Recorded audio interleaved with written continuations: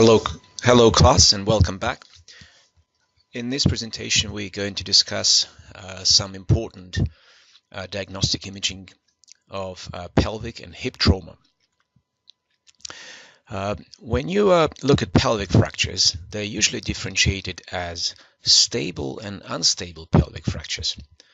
Now, when you look at unstable pelvic fractures, typically patients experience a major trauma. In the majority of cases, you think about motor vehicle accidents, perhaps some falls, and any other kind of high energy trauma. The important, the diagnostic key features of pelvic fractures, its instability and potential cases of serious injury of pelvic organs. So as you can see, important feature on this screen is that 20% of closed pelvic fractures and sometimes more than 50% of open pelvic fractures may result in patient mortality. Now again, vascular injury is the most significant associated abnormality. So again, between 20 and 80% vascular injury, with 20% can be arterial, so acute sudden bleeds, and then 80% can actually present with venous or slow bleed, equally presenting serious complication. Now, the other important feature of unstable pelvic fractures is that many of them actually persist even following some sort of adequate management of the patients. Many of those pelvic fractures may persist with prolonged pain and potential disability of patients.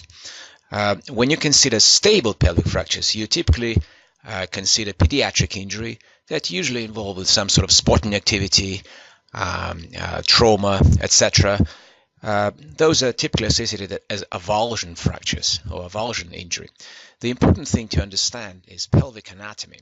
When you look at the pelvis, it represents a ring of bones that connected by strong ligaments. By its anatomical design, if you have an injury occurring at a single location of the ring, inevitably it will affect more than one spot, more than one area of that ring, because the forces kind of dissipate and transmit through other parts of the ring. Therefore, most unstable pelvic fractures present with more than a single break. And this illustration on the left, you can actually see a ring structures of the pelvis, how they're connected by important interosseous ligaments, symphysis pubis ligaments, etc. On the right, you can also see the proximity of vascular structures to surrounding bone. Therefore, any serious fracture of the pelvis may seriously compromise any of those structures, vascular structures, resulting in, again, significant bleeds. Now, when you approach imaging interpretation, radiographic imaging is often sufficient to actually identify a pelvic fracture. Now, if you determine pelvic fracture on radiograph, again, due to high possibility of other trauma in the pelvis, CT scanning without contrast is another important step. So when you look at radiographic study, you need to appreciate obviously differences between male and female pelvis. In this case, you can see differences of female pelvis, particularly that lateral dimension of pelvic inlet and outlet.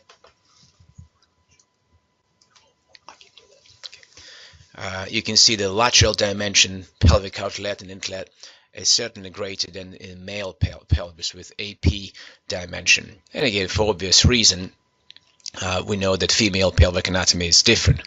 That's another important feature, as you note, the angle of the the symphysis pubis angle, it's usually greater in female compared to male.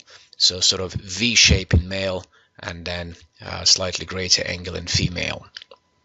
Now, when you approach radiographic survey of pelvic fractures, you should be able to identify whether the fracture is stable or unstable by exercising, trying to connect the important rings. So you follow this pelvic inlet-outlet ring. You also follow the obturator rings, and what you're looking for, so any discontinuity, any break, or any kind of cortical violation of the bone. So we can exercise our evaluation of pelvic inlet and outlet. As you can see, obturator rings as well. So pelvic inlet, outlet should be carefully examined. The other feature that's very important for you to look for is just follow the continuity of the pelvis and the lumbosacral junction, including the sacrum itself, so you can actually follow the continuity again, trying to detect any violation or any kind of interruption of the lines. Now, the next important step, you need to be able to actually examine and evaluate sacroiliac joints, what you're looking for fracture, but also diastasis, post-traumatic diastasis, which is a very highly abnormal feature. Likewise, you may note diastasis of the symphysis pubis as well. In addition to your standard AP pelvis view, like you see on this study and the study below, you should have additional studies such as inlet-outlet view, and also that would be on the inlet view. You can see that on the sort of upper image, and also outlet view on the lower image. Now, additional views, as you can see on your right, they're known as Judet views, and they particularly evaluate acetabular fractures. So the patient is rotated whilst lying on their back, sort of like an posterior oblique type position, and you should be able to evaluate for acetabular fractures, particularly examine the columns of the acetabulum. So again, contralateral hip that you're looking for.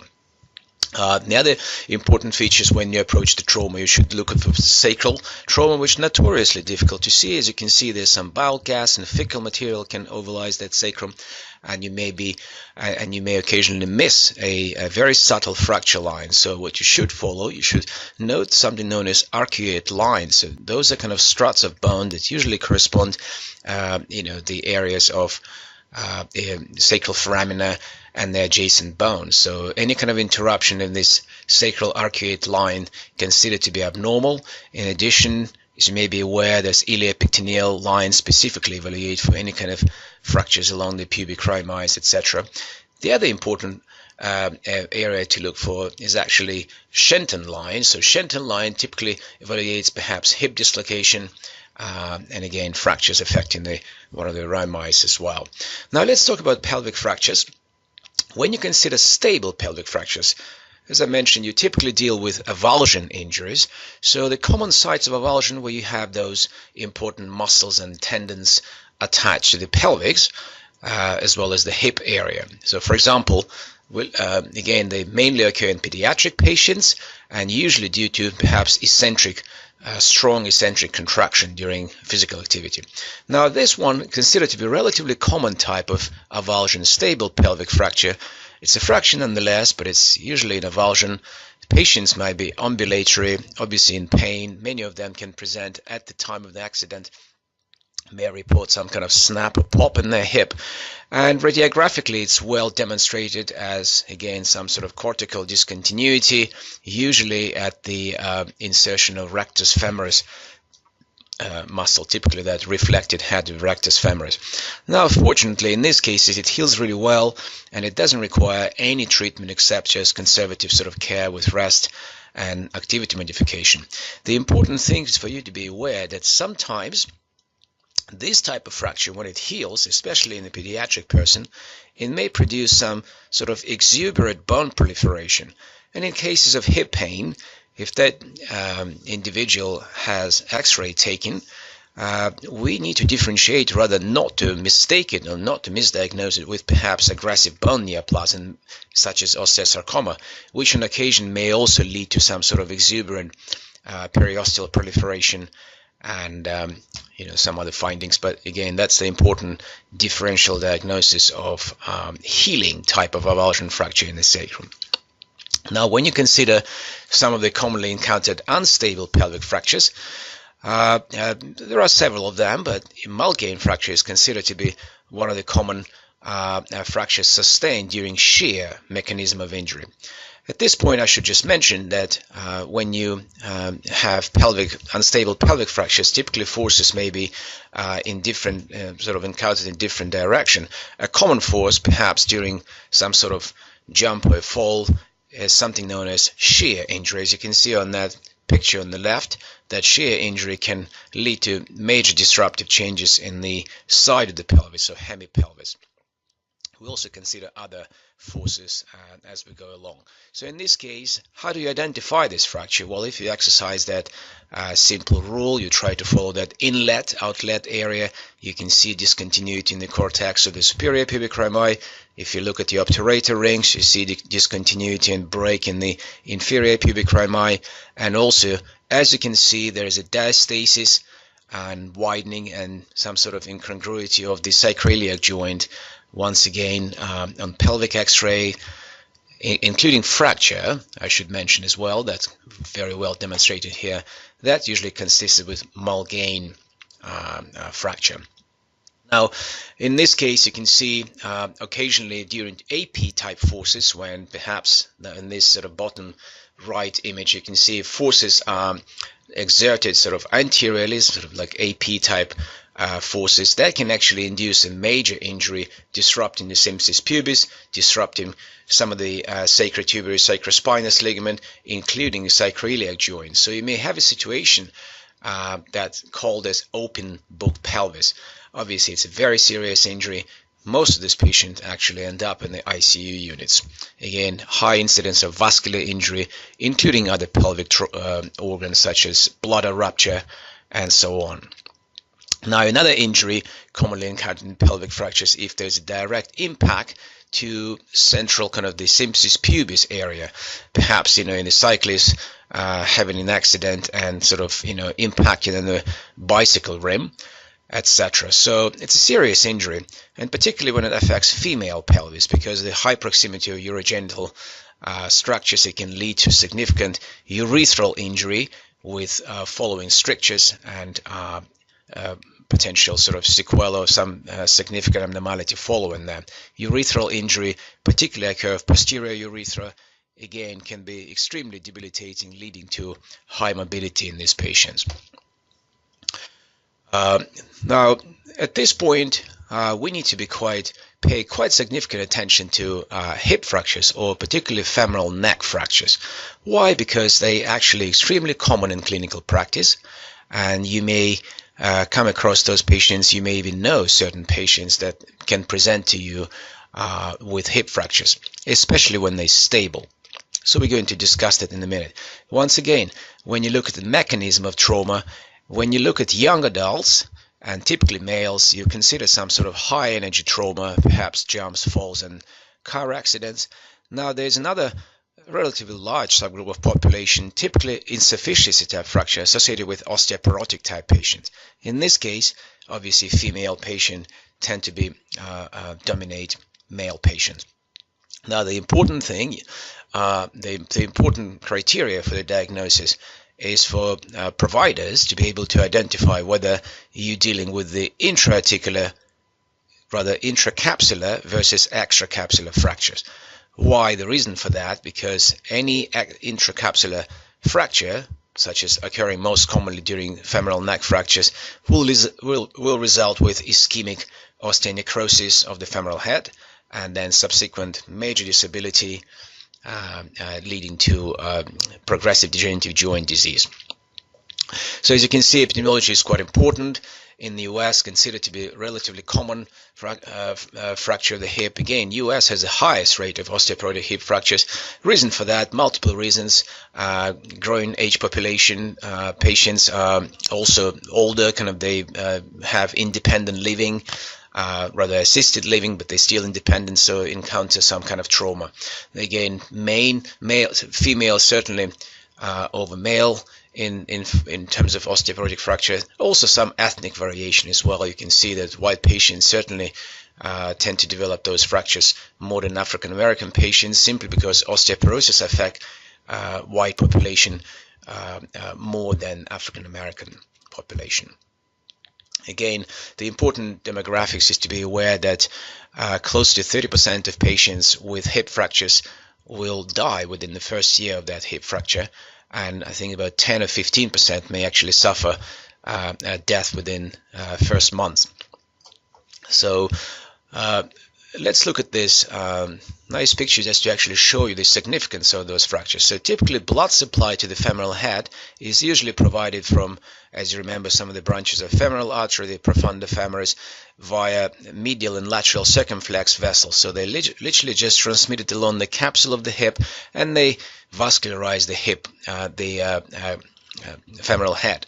Any kind of interruption of that blood flow will result with prompt and rather rapid sort of bone necrosis and progressive DJD. So this nice picture to actually show you, for you to appreciate any kind of intracapsular neck fractures, they typically occur within that area.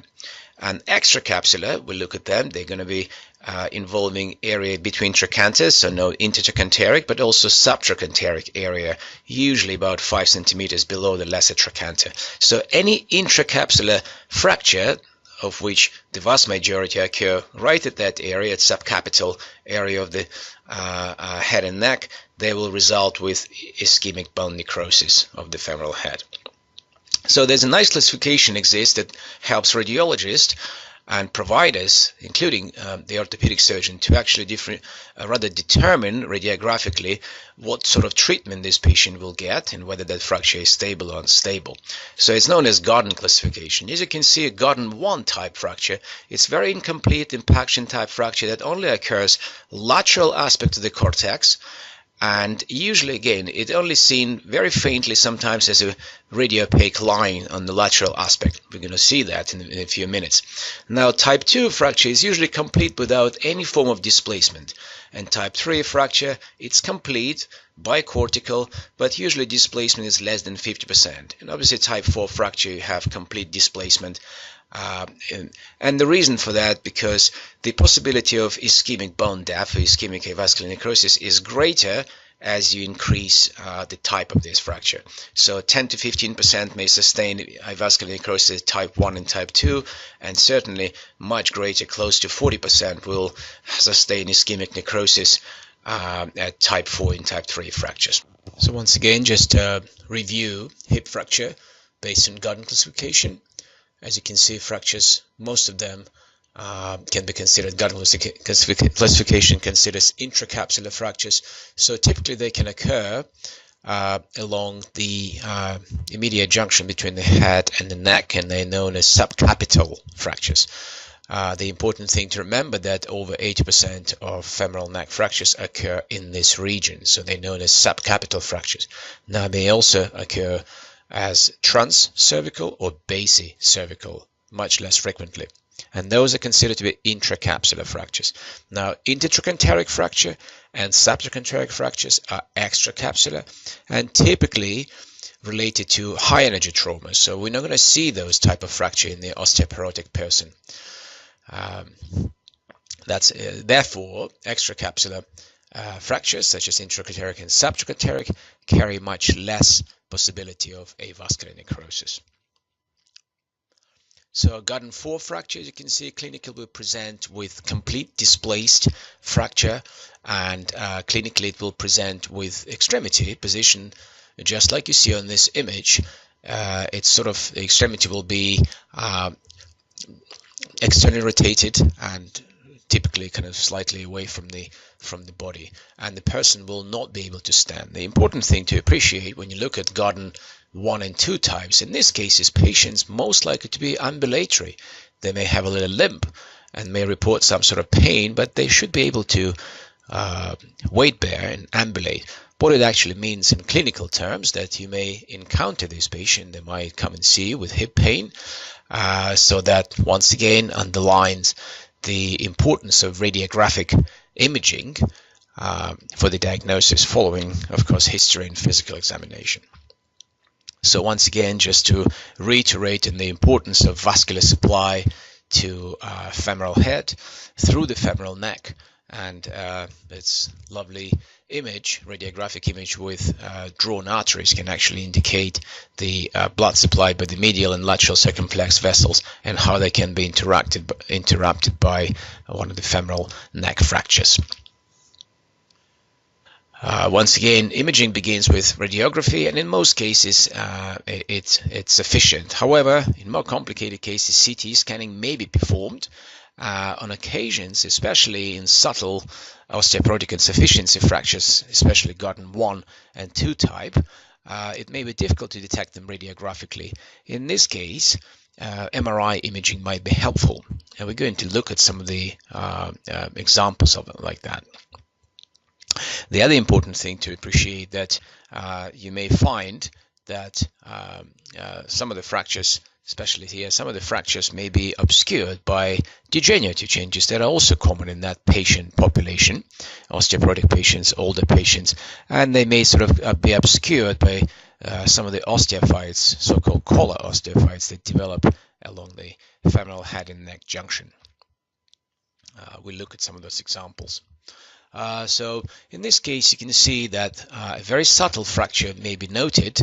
Again, the important diagnostic clue, you can see that sort of line of irregular type of sclerosis, particularly at the lateral aspect of the femoral neck, usually involving only a single lateral cortex.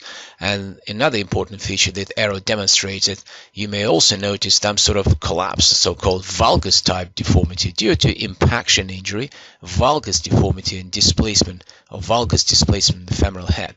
This is very characteristic of type 1 Gordon type 1 fracture.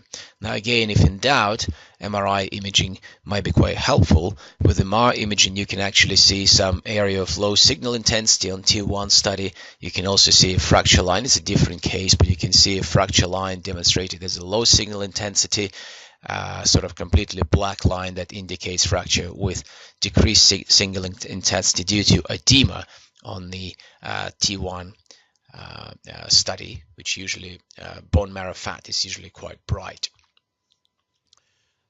If MRI is contraindicated or unavailable for various reasons, another diagnostic test that may be quite helpful is actually radionuclide bone scan or scintigraphy with technetium-99 radiopharmaceutical. And typically what you can see an area of high uptake by the osteoblast due to bone remodeling as a result of fracture. So again, if radiographic imaging may be unrewarding or equivocal, in this case MR imaging, or if unavailable, bone scan, radionuclide bone scan scintigraphy can be used very successfully.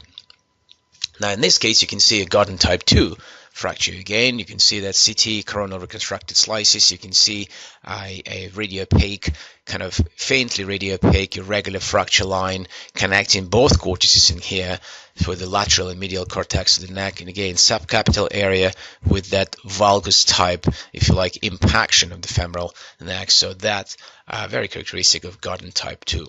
Now, the importance between Gordon 1 and 2 of Gordon 1 and 2 fractures, in this case, that in most cases the treatment will be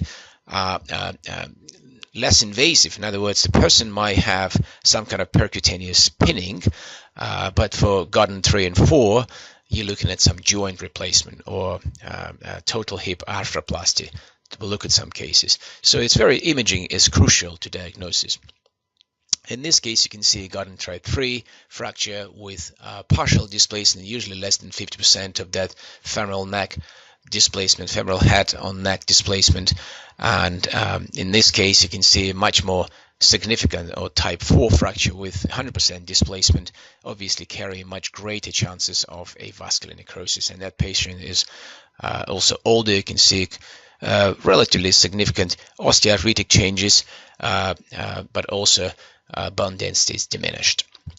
Occasionally, and I indicated here, it's very important kind of clinical peril for providers to be aware, is to actually on occasions, especially in cases when patient perhaps has a history of underlying malignancies such as breast cancer, lung cancer, those are areas of relatively frequent metastasis in the proximal femur.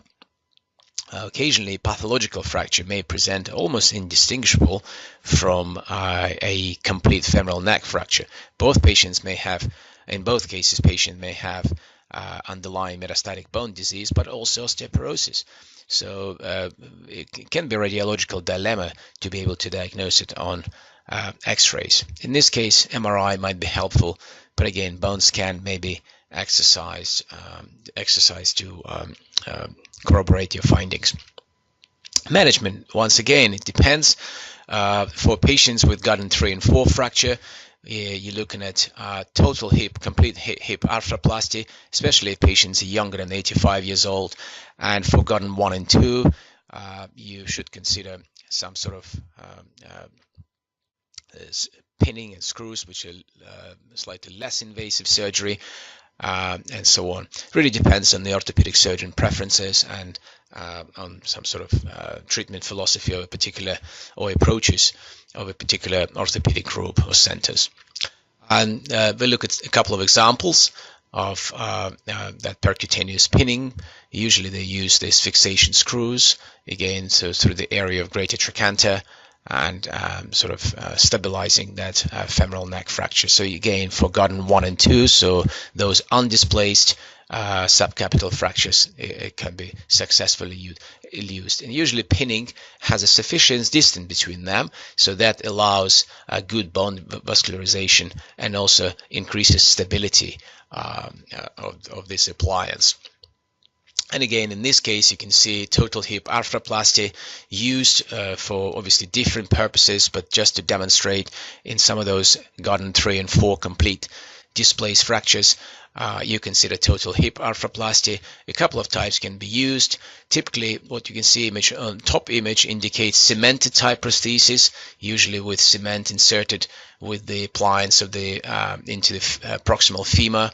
And then once again, a couple of variations with cemented. This one is obviously some sort of fixation screws fixing that metal on metal or acetabular cup.